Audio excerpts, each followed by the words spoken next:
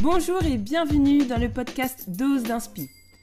Je me présente, moi c'est Nadine et je suis là pour t'apporter ton carburant quotidien pour te booster à aborder sereinement ton entrée dans la vie active. Tu es étudiant ou étudiante, jeune ou moins jeune? Eh bien, ce podcast est là pour te proposer des interviews de professionnels uniques par leur parcours et une découverte de leur métier. Mais aussi, tu auras des étudiants et étudiantes qui nous partageront leurs défis de tous les jours pour préparer leur avenir. Alors, tu veux des actualités, des anecdotes, de la musique et des conseils pratiques? Alors installe-toi, mets tes écouteurs ou monte le son de tes enceintes et prends ta dose d'inspi.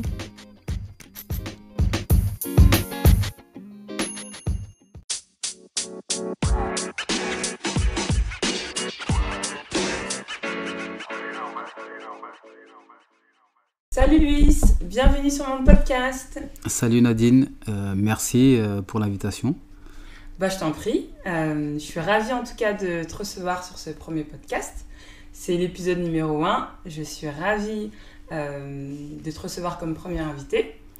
C'était la promesse que je t'avais faite, je l'ai tenue quand même. Exactement, je te remercie déjà parce que c'est vrai que c'est une première et c'est bien de passer en premier et de le faire.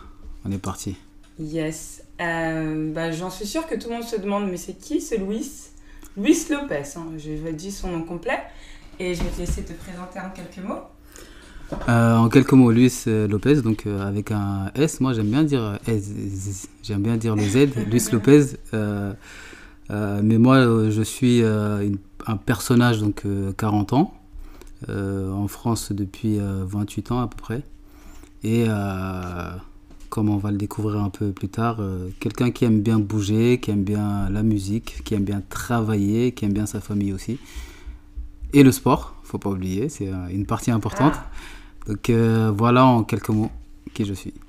Ça va, tu as joué le jeu, hein, le quelques mots. Hein. Je me suis dit, je vais embêter mes invités en leur disant quelques mots, mais bien résumé, bien résumé. Ça va alors.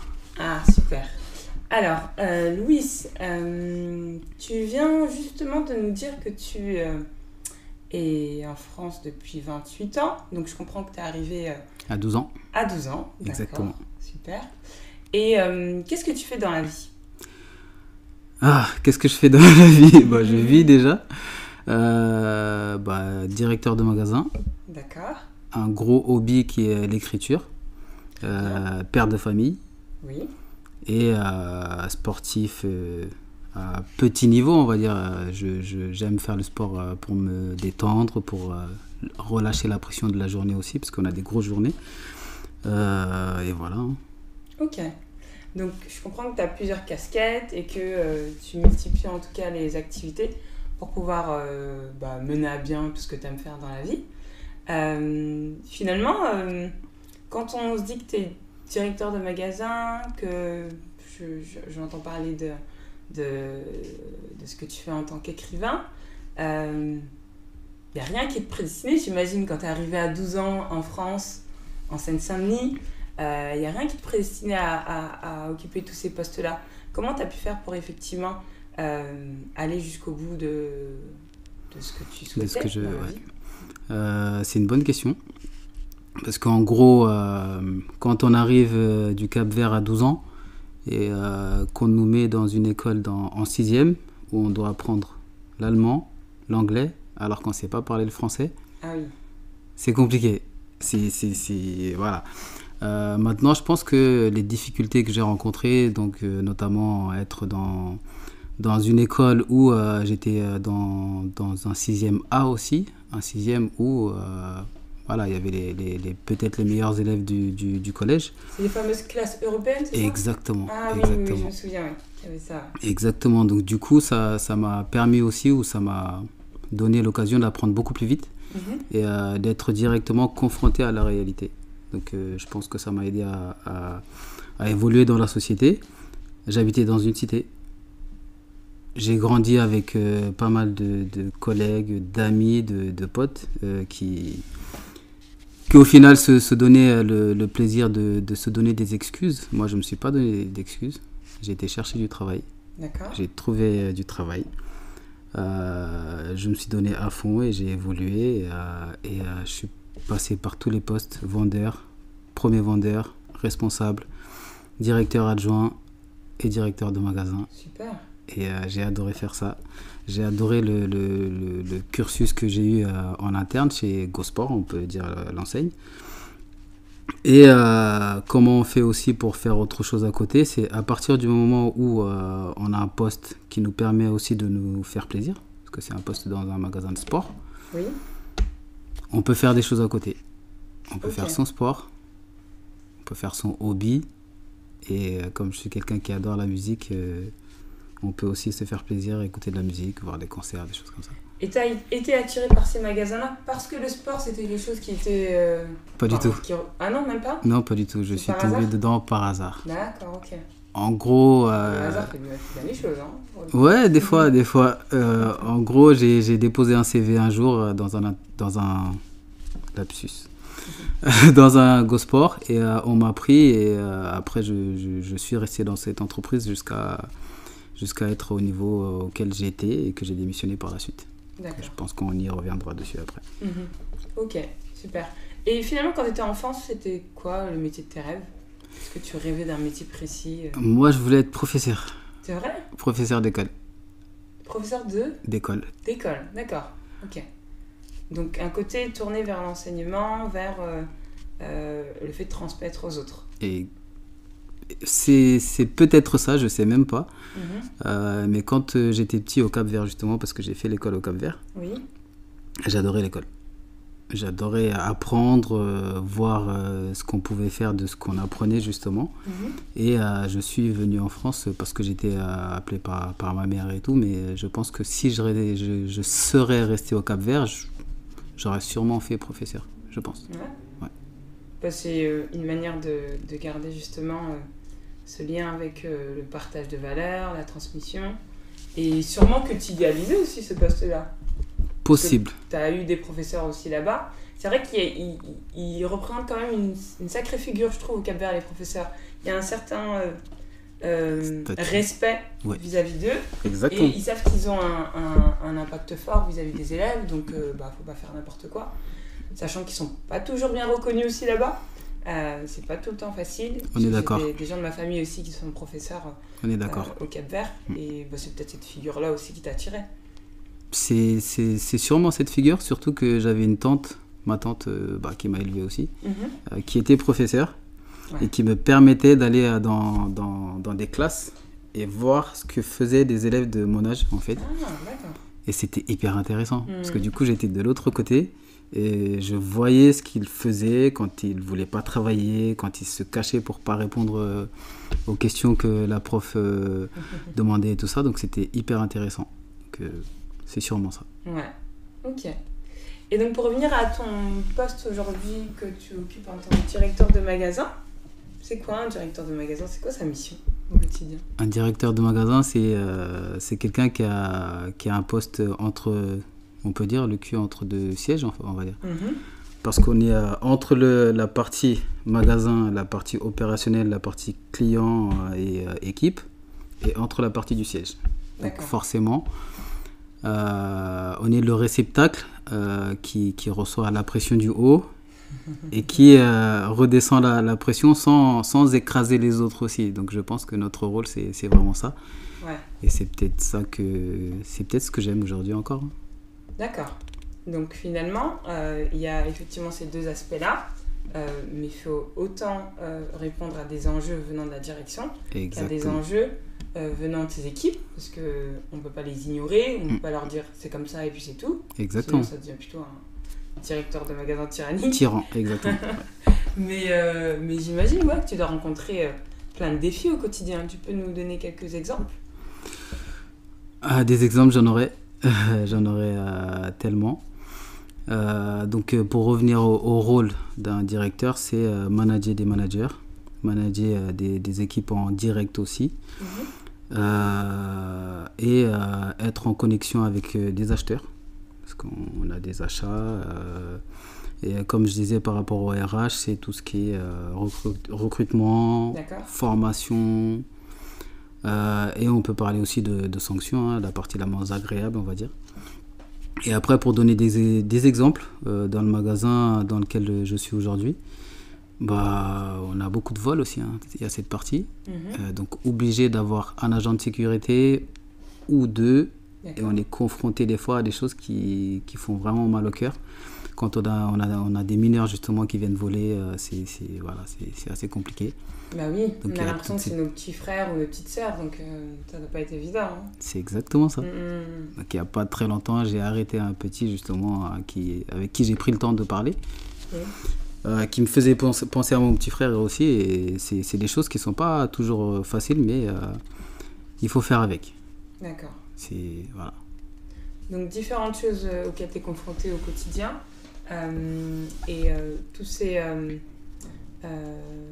toutes ces thématiques-là, est-ce qu'il y en a une pour laquelle tu te dis c'est ultra difficile, malgré l'expérience que tu as en tant que directeur de magasin, c'est quand même pas simple de devoir s'occuper de cette partie? Est-ce qu'il y a un pan de tes missions que tu redoutes, plus difficile que les autres, tu essaies de pas forcément faire? Ou bien c'est bon, maintenant tu considères que tu as les épaules pour, et oui, c'est pas évident, mais tu le fais d'affront. En fait, avant, il y avait une partie que je détestais, on peut dire ça. C'était la partie paperasse. La partie administrative. Exactement, traiter les dossiers, faire des lettres, toutes ces choses-là, je détestais. Maintenant, ce qui m'a aidé, c'est j'ai fait le poste de directeur adjoint. Un directeur adjoint de base, sa mission, c'est vraiment s'occuper de tout ce qui est administratif, tout ce qui est flux entrant, flux sortant. Donc, quand j'ai fait ça, j'ai été cantonné à ça. Je me suis forcé parce que je suis quelqu'un aussi qui se dit il faut apprendre. Bien sûr. Chaque poste que j'ai voulu occuper ou que j'ai occupé justement, j'ai voulu les maîtriser avant de pouvoir les occuper, donc c'est ce qui m'a aidé aussi. Donc aujourd'hui, il n'y a rien que je déteste, on va dire. Il y a des difficultés au quotidien, c'est sûr, mais je les prends du bon côté, on va dire. Je me dis que ça m'apprend. Si j'ai des difficultés à gérer une chose, je vais chercher à le gérer justement, et à apprendre, à comprendre pourquoi on en est arrivé là. Et après, je passe outre. Donc là, ça fait 12 ans quand même que je suis directeur, donc ça fait un petit moment. Oui. Donc maintenant, je suis majeur. Oui, j'imagine. Tu es plutôt senior maintenant sur ça. Exactement. Et en tant que directeur de magasin, donc si je peux me permettre de résumer, il y a la partie opérationnelle, comme tu me dis. Exactement. Opérationnelle, est-ce que, j'essaie de préciser les choses, est-ce que tu entends par là tout ce qui a trait à l'espace de vente et tout ce qui se passe dans le magasin, ou tu inclus dans l'opérationnel la partie management déjà? J'inclus la partie management parce que le management, en fait, on le fait sur le terrain aussi. D'accord, donc c'est ça que tu appelles opérationnel. Exactement, okay. Exactement. Ensuite, il y a la partie, j'imagine, liée aux ventes, au centre de profit, je peux le dire comme ça. Exactement. Puisque j'imagine qu'en tant que directeur de magasin, on t'attend au niveau des chiffres, des ventes. C'est ça. Et tu dois sûrement mettre en place une stratégie. Oui. Comment se passe cette partie qui est un peu... Moi, je trouve que c'est un peu les coulisses d'un directeur. Parce que quand n'importe qui se rend dans un magasin, il peut deviner ce que fait un directeur, mais derrière, il y a tout un plan d'action, il y a toute une stratégie qui est pensée par lui et qui est ensuite aidée et contribuée par les membres de l'équipe, forcément. Et la tête ensemble, c'est le directeur ou la directrice. C'est hyper important ce que tu viens de dire, parce que là, actuellement, on est au mois de novembre. Donc, je viens de finir d'écrire l'année prochaine. Ah oui. Donc, c'est bien de voir l'anticipation qui doit être faite. Voilà. Ce mois-ci, donc dans 2 jours, j'envoie les chiffres au siège qui vont être consolidés. Mais j'ai déjà écrit jour par jour les objectifs chiffrés pour l'année prochaine. D'accord. Parce qu'aujourd'hui, je sais à combien je vais finir cette année. Donc forcément, je présente mon budget. Et dans le budget, il n'y a pas que le chiffre. Il y a la projection de tout ce qui est humain aussi. Oui.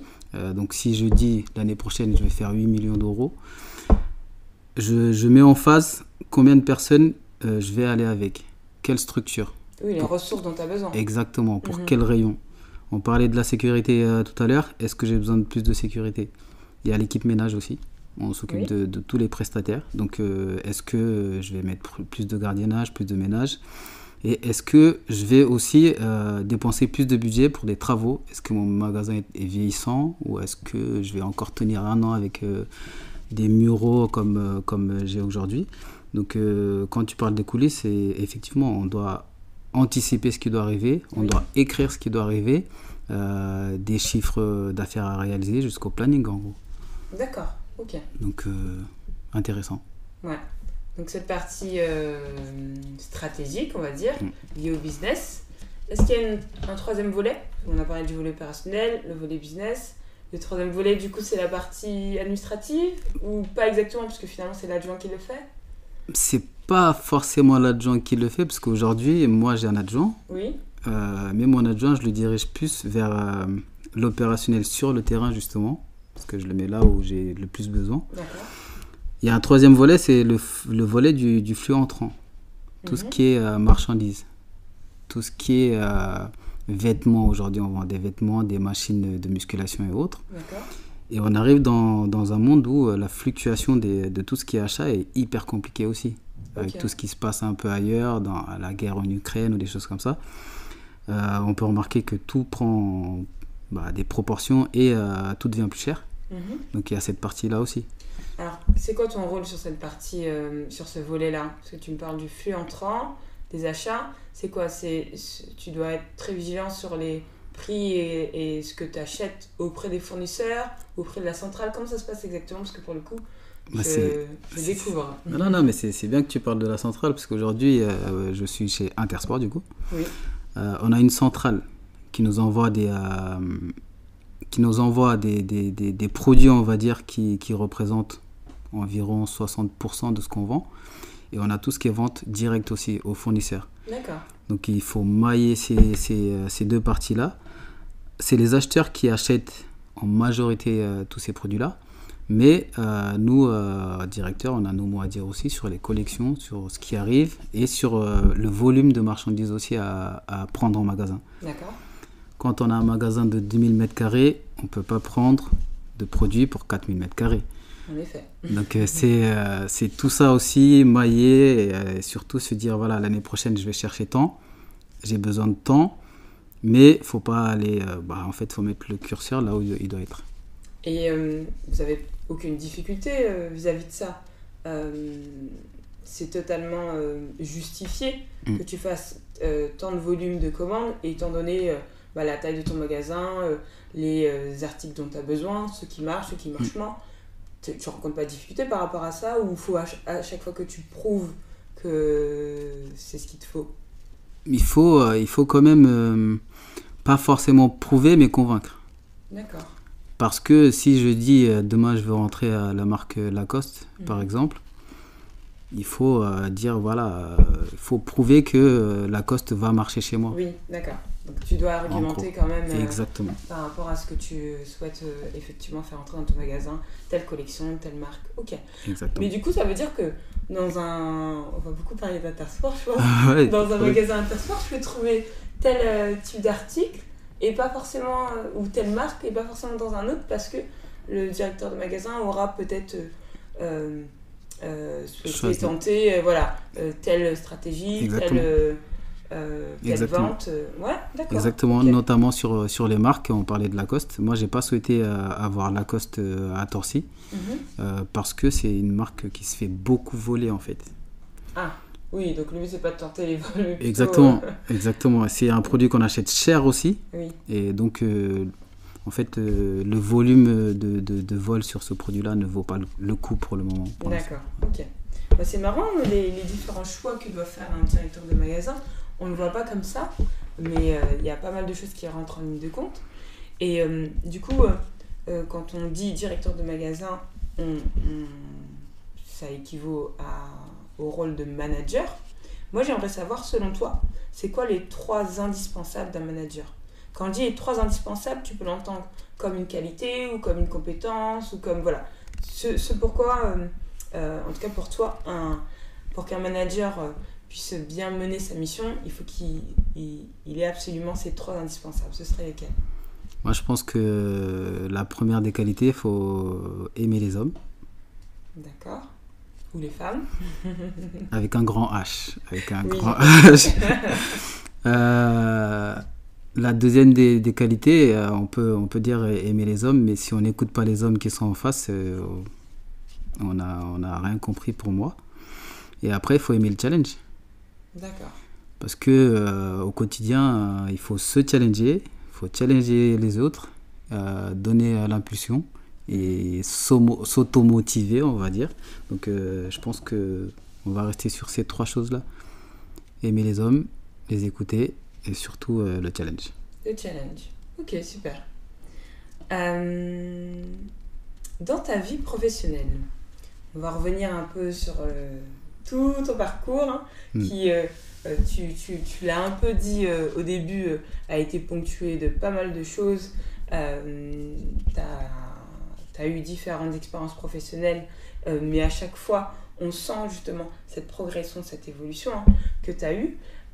Durant ta carrière professionnelle, quel est le meilleur conseil que tu as pu recevoir? Oh. Je sais pas si c'est un conseil. En fait, je crois que j'ai une mémoire sélective, mais j'ai parfois une bonne mémoire. J'étais stagiaire justement chez GoSport. Oui. Et j'ai un directeur de magasin, je savais même pas c'était quoi un directeur de magasin à l'époque ou quoi. Il est passé dans un couloir et il m'a demandé ce que je faisais. J'ai dit oui, j'attends que mon manager de l'époque justement me donne des tâches à faire. Il m'a répondu, si tu continues à attendre, tu n'avanceras jamais. Et c'est resté dans ma tête. Ah oui, juste ça, c'est resté dans ma tête. Ouais. Donc à partir de là, je me suis dit, en fait, tant qu'on ne donne pas de mission, on va chercher des missions. Cherche des missions et fais les choses. Et c'est ce que j'ai fait jusqu'à aujourd'hui. Ah, super. Parce que finalement, il t'a vu dans une position passive. Je pense qu'il l'avait repéré, il te l'a demandé, tu lui as dit, bah j'attends. Et finalement, il t'a donné une phrase hyper impactante. Exactement. Qui est restée en toi. Exactement. Et qui t'a... Ah, bah, tu pourras le remercier, ce cher monsieur qui, en passant, t'a juste dit ça. Et finalement, c'est ce qui a été... Parce que je le vois comme un peu ton leitmotiv aujourd'hui. Si tu me dis que c'est resté et qu'en effet, tu as continué dans cette lancée. Ouais, c'est resté parce que c'est arrivé au bon moment peut-être. Et surtout, c'est une vraie phrase. En fait, il ne faut pas attendre. Ouais. Si on attend que les autres nous donnent ou nous mettent des objectifs ou quoi, on n'avance pas en fait. Donc, allons chercher les objectifs nous-mêmes.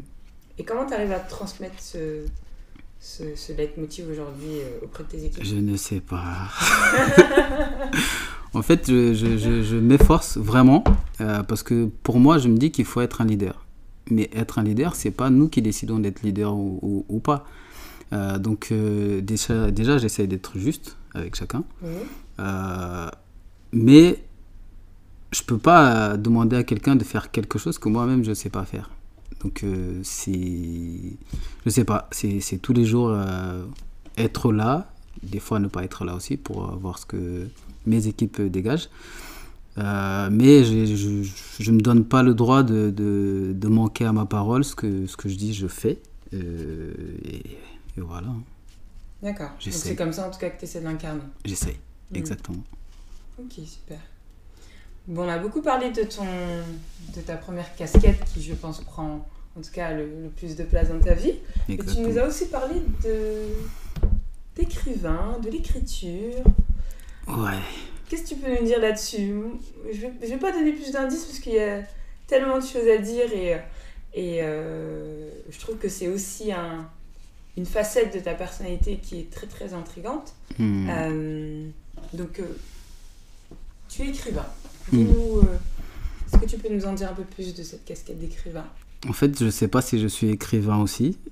Moi, je te le dis, t'es écrivain. En tout cas, en 2019, j'ai publié mon premier roman, on va dire, que j'ai pris plaisir, et je peux le dire, j'ai vraiment pris plaisir à écrire. Et ensuite, je l'ai développé donc, sur 5 tomes. Super. Donc j'y étais parce qu'il y avait des choses à dire. Et surtout, j'ai adoré l'écrire. Et par la suite, j'ai fait un autre projet que tu connais. Oui. Donc un 6e livre sur tout ce qui est motivation, justement, parce que aujourd'hui, je pense qu'il le fallait. Il fallait le faire. C'est la chose qui me parle, et pour moi, ça parle à tout le monde aussi. Tu as un peu mis sur papier finalement tout ce que tu as vécu en tant que manager au travers de la motivation, le développement personnel. C'est exactement ça. C'est un peu ça, hein. C'est exactement ça. Parce que vu le parcours que tu as derrière toi et toutes les situations que tu as pu rencontrer en tant que directeur de magasin, juste déjà là, tu me dis que tu as fait 12 ans que tu l'es, sans parler des autres postes que tu as occupés et qui nous forgent dans une vie, dans une carrière. Bah, finalement, tu as juste mis sur papier tout ce que tu as pu effectivement rencontrer comme situation et ce que tu en as gardé. Je pense que c'est ça aussi, c'est ça mis sur papier sans le dire. Parce que j'ai pas fait d'autobiographie pour le moment. Non, en effet. Je sais pas si j'en ferai. Mais c'est exactement ça. Après, là, j'ai un projet qui... J'arrive pas à le mettre en ligne, je sais pas pourquoi. Donc qui parle de poésie. Donc un autre monde complètement différent qui est prêt à tout corriger et tout ça. J'ai tout fait. Mais ça fait une semaine que je ne parviens pas à le mettre. Ah, d'accord. Peut-être dans une semaine. Peut-être que la venue sur ce podcast va booster les la choses. Situation. Exactement. Le premier livre que tu as fait en 5 tomes, est-ce que tu peux nous dire c'est quel type de roman? Parce que tu me dis roman, mais c'est sur quoi? C'est quel style de roman? C'est un style de roman un peu basé sur... c'est comme quand on regarde un film de fiction, en fait. Parce que j'adore les films j'adore tous les films. Tous les styles de films, on va dire, pas tous les films. Mais c'est un peu un livre, on peut dire, de super-héros. Oui. Je vais pas dire ce qui se passe dans le livre, mais qui fait son chemin et qui évolue dans l'univers, dans son univers, on va dire, et qui découvre ses propres pouvoirs, qui montre ses pouvoirs aussi petit à petit. Et je pense que c'est comme tu as dit tout à l'heure aussi, ça me correspond, ça part au début on sait rien, on arrive sur Terre, on sait même pas marcher, et après on apprend à marcher, à parler, ensuite à évoluer dans l'espace qui nous entoure. C'est quoi le titre de ton livre? Cœur de feu. Cœur de feu, d'accord. Bon, moi on a le titre, on a l'auteur. Vous n'avez plus qu'à rechercher le livre et le commander. Mais en tout cas, il se décline en 5 tomes et j'imagine qu'il y a plein d'histoires fantastiques là-dedans. C'est marrant, mais du coup, je me demande d'où te vient cette passion pour l'écriture? Ça t'est venu comment? L'écriture. En fait, quand j'étais petit, jeune, on va dire, je faisais de la musique avec des potes, avec des amis. On était un collectif de 8 personnes. Et j'écrivais des textes des fois pour tout le monde. Et j'adorais ça. D'accord.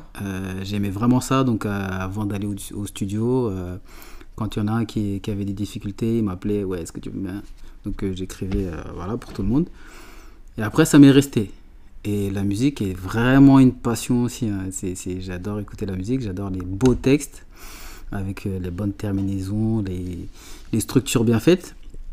Mais comme j'ai pas pu évoluer dans cet univers-là avec le travail, avec les voyages et tout le reste, à un moment je me suis dit, quand tu écris, tu peux pas t'arrêter d'écrire en fait. Et du coup, j'ai converti mon écriture vers de l'histoire. D'accord. Ok. Bah oui, ça reste dans tous les cas de l'écriture. Même si c'est l'écriture de chansons, c'est l'écriture de romans, en plus qui donne place à l'imagination. Exactement. Là, on sent que tu as de la créativité, hein, quand tu nous dis que tu as pu écrire un livre sur 5 tomes, un autre sur le développement personnel. Là, du coup, tu nous parles d'un projet sur la poésie. Donc, j'imagine que la chanson revient, hein, d'une certaine manière. Hein. Exactement. La chanson revient, mais sous forme de poésie. Donc, en même temps, je pense que ça s'imprègne aussi de qui tu deviens, comment tu évolues. Peut-être que tu n'aurais pas écrit de la poésie à 17 ans. Pas du tout. Tu l'écris aujourd'hui à 40 ans, avec toutes les expériences de vie que tu as eues. Je suis intriguée, faut que tu publies ça, j'ai envie de voir. Mais c'est marrant que tu dises ça, parce qu'à 17 ans, j'aurais jamais imaginé publier quelque chose sur de la poésie. Oui. J'aurais vraiment pas imaginé. Mais aujourd'hui, je suis prêt. Donc, c'est exactement ça, le timing. Exactement. C'est maintenant. Eh ben, je suis ravie en tout cas de tout ce que tu as pu effectivement nous partager. On a pu découvrir des choses sur toi, sur le métier de directeur de magasin, pour un magasin de sport. Exactement. On a pu en apprendre plus sur, en effet, les missions d'un directeur de magasin, les coulisses, on n'imagine pas. Et puis c'est très intéressant, effectivement, tout ce que tu as pu nous partager sur les rencontres, sur l'humain, l'intérêt pour l'humain et comment on fait pour justement apporter aussi sa contribution et ne pas être dans un état de c'est comme ça, comment dire ça, on accepte et... Oui, voilà, on accepte et de toute façon, comme certains peuvent avoir un discours vis-à-vis de la jeunesse qui est un peu fataliste, alors que non, on est aussi passé par là. Exactement. Donc, c'est aussi bien de prendre en considération cette responsabilité qu'on a vis-à-vis des autres qu'on manage et de leur donner envie, parce que c'est sûrement un super manager qui t'a donné envie aussi de devenir manager. En tout cas, les rencontres que tu as pu avoir avec cet intérêt pour toi, cette écoute. Et donc, moi, je sais que pour ma part, en tout cas, c'est toutes ces rencontres et toutes ces personnes qui ont incarné ça, qui m'ont donné envie, justement, de développer ces qualités. Même si c'était... Même s'ils étaient juste à 25% au début en moi, et j'ai tellement vu faire et ça m'a tellement fait du bien que j'ai aussi voulu développer ces qualités-là. Donc je trouve que c'est hyper intéressant de découvrir tout ça. C'est, encore une fois, c'est exactement ce que tu dis. Aujourd'hui, j'ai rencontré des managers qui m'ont donné envie, des managers qui m'ont poussé et des managers qui m'ont fait confiance. Et forcément, ça m'a fortement aidé. À côté de ça, j'ai eu des managers qui ont essayé de me mettre des bâtons dans les roues aussi, ou même des collègues du même stade et tout. Et ces collègues-là m'ont aidé aussi. Parce que forcément, quand on voit des personnes qui sont jalouses à côté, qui essaient de faire des choses pour qu'on n'avance pas ou autre, c'est aussi des fois, moi, j'ai pas honte de le dire, des fois, je suis tombé aussi. Ah mais oui. Mais ensuite on se relève. Voilà. Le plus important, c'est comment on se relève en fait. Oui. Et c'est là où on se dit voilà, on fait des erreurs aussi. Et voilà, faut pas répéter les erreurs. Il faut surtout apprendre des autres aussi. Quand je vois une personne faire une erreur, j'essaie de pas faire l'erreur que la personne a faite. Donc oui, on apprend avec l'humain, avec les gens qui nous entourent. Et la vie est une école, mais énorme. Ouais, incroyable et je pense infini. Tu as tout dit. On est sur le podcast Dose d'Inspi. Dose d'Inspi. D'accord. Ouais. J'ai envie de te poser la question, du coup, pour toi, c'est quoi quelle est ta dose d'inspi qui te ressource et t'inspire ? Le petit truc, ça peut être un livre, ça peut être un film, ça peut être un personnage, une personne, une phrase, un truc où tout de suite, hop, ça te ressource et ça t'inspire pour... Ou tout ça en même temps. Parce que moi, comme on échangeait, moi j'aime bien vivre en fait. Je peux voir un film et adorer un film. Justement, là, ces derniers temps, je suis pas mal sur Avengers et tout ça. D'accord. Toujours le fantastique qui est dans les parages. Voilà, beaucoup de fantastique. Après, j'aime, comme je disais, pratiquement tous les films, John Wick, beaucoup d'action aussi. Oui. Action, horreur, fiction forcément. Donc je regarde tout. Maintenant, je suis très critique aussi. Donc là, quand j'ai vu Endgame il y a 2 ans, je me disais, voilà, très très bon film, très très bien amené, mais je l'aurais fait autrement. Donc il y a toujours la petite critique. Je sais pas si c'est constructif. Ou une chose en tout cas particulièrement qui t'inspire dès lors que tu regardes ou que tu prends ou que tu... On va dire la musique. Ah, la musique. Le matin quand je me lève forcément je mets le petit son et du coup ça me donne le ton pour passer une bonne journée. On va dire la musique, après c'est général, c'est tant que Tant que j'ai un bon son le matin au réveil, la journée se passe très très bien. Super. Bah, tu vois, c'était même pas prévu que tu me répondes ça, parce que ma question bonus, c'est quoi la musique qui t'inspire?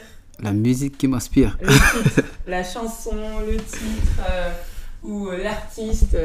Parce que du coup, pour moi, le podcast Dose d'Inspi, c'est Dose d'Inspi par rapport à plein de choses. Mais ce qui est, je pense, selon moi, incontournable, la musique, ça inspire tout le temps. Ça peut être de la musique classique, ça peut être de la musique triste, ça peut être de... Voilà. Mais ça inspire tout le temps vis-à-vis de quelque chose. Et du coup, un peu la question bonus que j'ai posée à tous mes invités. Du coup, t'es le premier. C'est quoi le titre ou la musique qui t'inspire Le titre qui peut m'inspirer, c'est difficile parce que moi, j'ai plein de titres. Et il y a un artiste que j'écoute particulièrement, c'est un ancien, qui s'appelle DMX, qui est mort il n'y a pas très longtemps. Donc de temps en temps, c'est ces sons que je peux écouter et ça me met directement bien. Super. Donc ça, c'est un incontournable pour toi. C'est un incontournable. C'est Monsieur Hip-Hop, on va dire. Il y a Tupac, il y a Biggie, il y a tout le reste, mais DMX, c'est DMX. Oui. Et en plus, je trouve qu'il a sa signature. Il a sa signature. Ah oui, c'est incroyable. Et je pense que c'est quand il est décédé que j'ai réécouté. Je me suis dit, oh le génie, mais c'était trop bien. C'est vrai, ça m'a rappelé plein de choses. Et en effet, ouais, je te comprends. Nickel. Merci. Eh bien, Louis, merci beaucoup. Merci pour ce moment. Merci pour cet échange. En tout cas, ça a été hyper intéressant d'en découvrir un peu plus sur toi. Je pense que les autres vont être d'accord avec moi pour effectivement se rendre compte que tu es multicasquette. Mais ça prouve que finalement, dans la vie, on peut prendre un chemin où on peut se diriger vers un métier précis ou un domaine précis. Exactement. Mais ça ne nous empêche pas de ratisser et d'explorer plein d'autres domaines qui font partie de nous. Exactement. Et j'imagine que toutes ces casquettes que tu as, ça t'apporte. Si on en enlève un, peut-être que tu vas te sentir incomplet. Déséquilibré. Voilà, je pense. Donc, non, mais c'est super, en tout cas. C'était top d'apprendre tout ça et je te remercie pour ce partage. Avec grand plaisir. Merci à toi. Je te dis à bientôt. À bientôt. Au revoir. Vite. Ciao.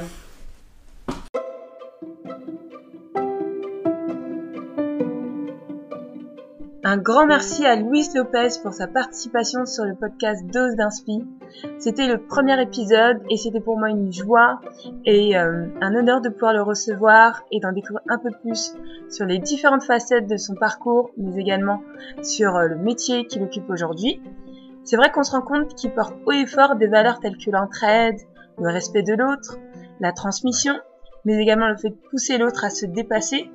Et j'ai trouvé que, en effet, ce sont des valeurs qui le nourrissent au quotidien, et c'est de cette manière qu'il arrive à le diffuser aussi auprès des autres. En tant que directeur de magasin, écrivain, sportif, mais également père de famille, j'imagine que la tâche n'est pas facile tous les jours, de jongler entre ces différentes casquettes, mais ce qui est le plus important, c'est qu'il parvient à le faire avec sincérité, disponibilité et avec toute sa simplicité. C'est vrai qu'il y a quelque chose qui m'a marqué pendant l'interview, c'est quand il a dit que dans la vie, il ne faut pas se donner d'excuses. Et c'est quelque chose que je partage assez puisque finalement, quel que soit le milieu d'où l'on vient, quel que soit l'endroit où on a grandi, ou les rencontres qu'on a pu faire, bonnes ou mauvaises, l'important, c'est de toujours suivre son chemin de cœur. Même si on a pris un détour, ou même si le chemin est beaucoup plus long que ce qu'on imaginait, l'important c'est de croire en soi et de toujours suivre son chemin de cœur. Vraiment, je vous conseille d'aller voir les différents liens que j'ai mis sur la description de l'épisode afin de retrouver les différents livres qu'il a écrits. Vous avez le roman Cœur de feu en 5 tomes, mais également le livre sur le développement personnel. Donc n'hésitez pas, allez-y et bien sûr commandez. Vous allez découvrir plein de choses et en apprendre beaucoup. C'était pour moi un moment de qualité, donc vraiment je le remercie. J'espère que ça vous a plu et que vous allez continuer de suivre les différents épisodes de mon podcast. En tout cas pour moi, c'était vraiment enthousiasmant de lancer ce premier épisode et j'espère que vous allez pouvoir partager tout cela en commentaire et mettre vos petites évaluations. Surtout, continuez de garder en vous toute la joie et l'amour que vous avez pour ce que vous souhaitez faire dans la vie et vous y arriverez. Je vous dis à très bientôt sur un prochain épisode et n'oubliez pas, dans la vie, tout est une question de dosage.